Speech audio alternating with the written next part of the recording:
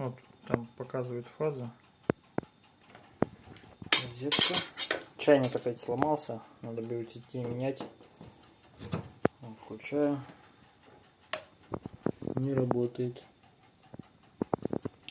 20 ноября в 2020 году покупал. Чайник Икон. Вот. Дата.